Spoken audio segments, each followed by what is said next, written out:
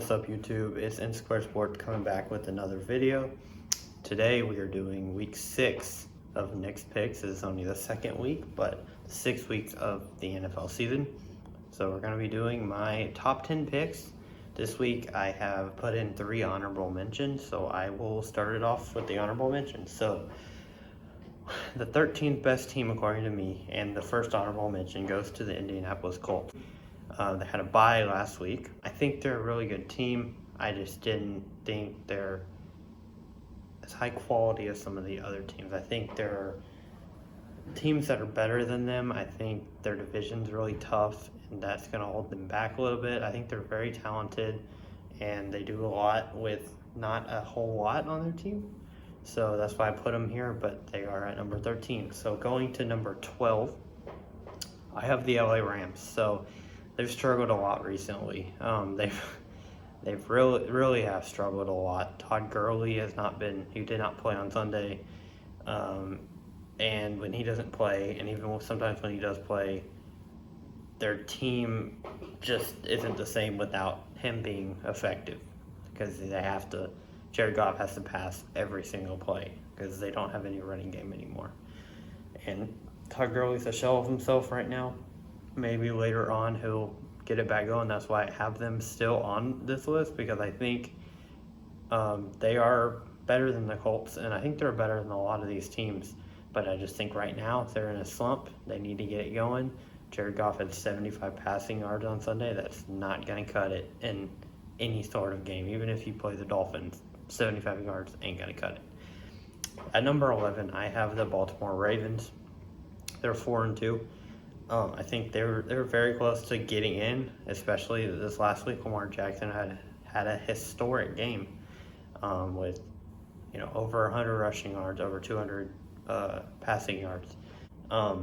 Anyway, I think they have a really talented team. They're a little limited passing the ball. Their receivers are not that great. They have good receivers, but they haven't shown that they pass the ball very well. Other than the tight ends, they're a very run-heavy team. Their defense is very good. They just got somebody in a trade, which I will make a video on, or you might have already seen the video, but they get Marcus Peters today. They got him. So that's a big addition. He's not an outstanding player, but he definitely is a difference maker, I think.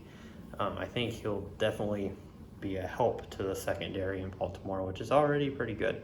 Let's go now to my picks. So at number 10 is the Minnesota Vikings.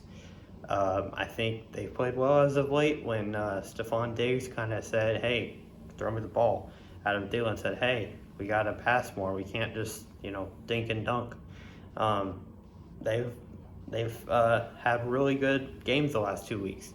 Adam Thielen had a huge game a week ago, and then Stephon Diggs had a huge game this last week. So I think the receivers are happy now. The defense is playing better. So they're trending in the right directions for sure. And Kirk Cousins is doing what he needs to do for this team. Number 9, I have the Kansas City Chiefs. Now, a lot of people will say, how are the Chiefs at 9 with Patrick Mahomes? Well, if you've seen Patrick Mahomes play, he hasn't played as well as he started the year or last year, which I heard today on a sports show. You can't expect Patrick Mahomes to have the year he had last year, like the unreal year last year. You can't expect him to have that same kind of year this year, which is true. You can't. But even still, he's not playing to where he needs to be right now for this team. They don't have much of a run game right now. I think they miss Kareem Hunt a little more than they thought they would. And I think their defense is absolutely atrocious right now. They just don't have anybody to stop the run. They don't get off the field.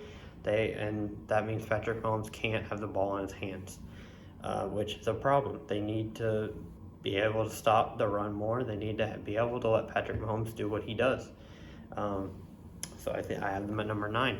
They lost 2 in a row now. So I got to put them there. So number 8, I have the Buffalo Bills. They did not play last week. They had a bye. So it's kind of hard to rate them with the rest of the teams that have played 6 games. They've only played 5. Their defense is probably the best or second best in the NFL. So that's why I have them so high. I think their defense is just incredible. Their defensive line is stacked. Their secondary is good. I mean, every defensive player on their team is really good. That you can't really name one who's like, he's not that great. They're all really good.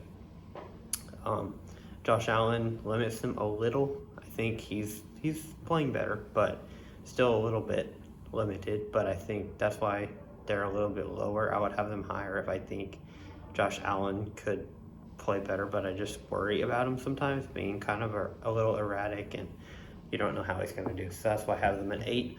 At 7, I have Carolina Panthers. They've played insane this year after Cam Newton got hurt, and that hurts me to say. I'm a Panthers fan. I love the Panthers, and it hurts me to say that they're better without Cam Newton, but they are. I mean, they've proven to be. Kyle Allen's 4-0, has not thrown an interception so far. So they're playing great, and they're feeding the ball to McCaffrey. McCaffrey, to me, is the best running back in the NFL right now and should be the MVP. I know a lot of people will say Russell Wilson, Patrick Mahomes, Deshaun Watson. I say Christian McCaffrey. Just look at his numbers. They're insane. Honestly, they're insane. Their defense is playing very well this year also. They have good weapons on offense. They have great defensive presence, big guys on the D-line. And so I have them at 7. So at 6 now, I have the New Orleans Saints.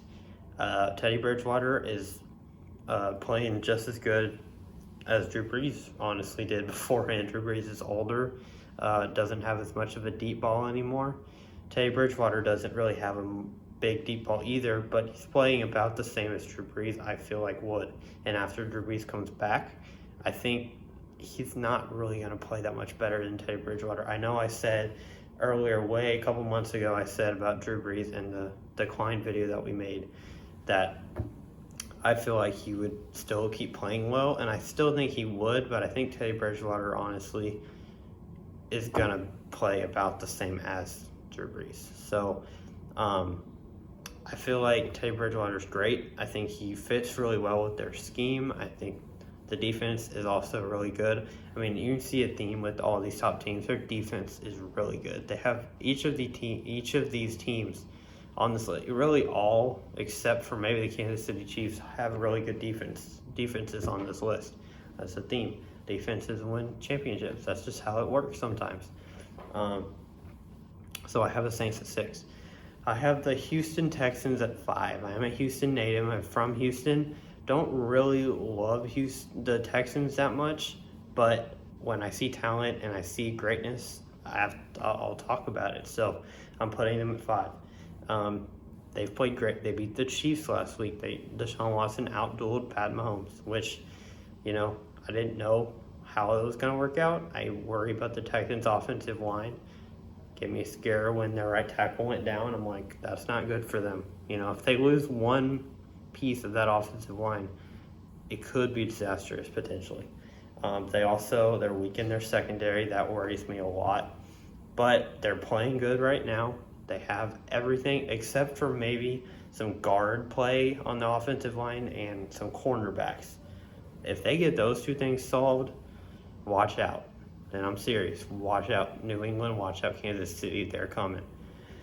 At number 4, I have the Seattle Seahawks. Now, I think Russell Wilson probably is in the lead for MVP right now. I think odds-wise he is. And I think, honestly, when it comes down to it, McCaffrey's not going to have a chance. Christian McCaffrey is not going to have a chance. So I think Russell Wilson, honestly, should be favored, and he is favored. He's balling out. He's playing amazing. Now, I will say their last couple games, they have won, but it's been very close. They haven't won hugely. Even the week 1, they beat the Bengals by 1 point, I think. A couple weeks ago, I think it was the Rams they beat by like a point or something like that. So they haven't really won convincingly, but they have pulled it out. And so I have them at 4, but I will say at 3 I have the Packers. Now, I was flip-flopping these two teams a lot when I was prepping this. I really didn't know which one to put, but I looked at the schedule and I just said, hey, the Packers have won more convincingly than the Seahawks. I get Monday Night Football last night. The Packers barely got away with that. The Lions really kind of got screwed on a couple calls. the Packers won by 1 point. But I'm looking back further. I feel like they've had a little tougher of a schedule, and also they've won a little more convincingly. And I think it's tough when you book Aaron Rodgers and Russell Wilson together. They're pretty comparable, like talent-wise. I think Aaron Rodgers is a little better than Russell Wilson, but I don't know who I trust in a playoff series. So that's kind of what makes me question which team should be first. But I think the Packers just edge out the Seahawks a little bit just based on the teams they played and how they've won a little more convincingly than the Seahawks have.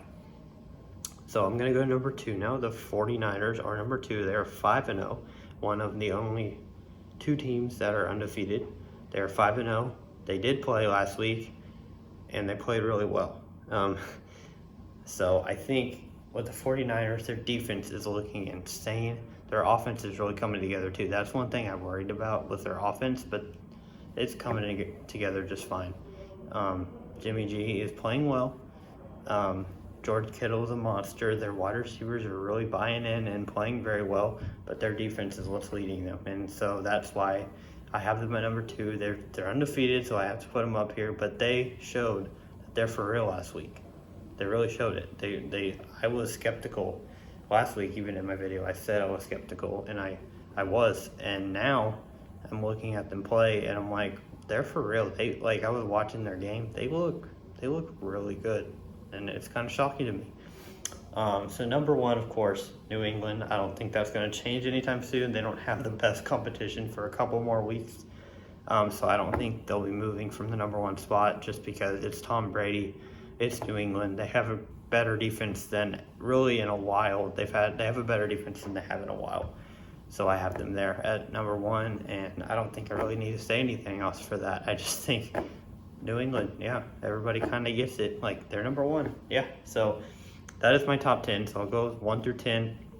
Patriots, 49ers, Packers, Seahawks, Texans, Saints, Panthers, Bills, Chiefs, and Vikings. And outside the top 10, Ravens, Rams, and Colts are right there. I did not put the Cowboys in this video because they've kind of slacked off a little bit. They might be in number 14, but I'm not going to go any further. That's about half the league I just named. So just stick with the top 10. If you like the series, tell me in the comments who you think should be where. Like the video if you enjoyed it, and we'll see you in the next video.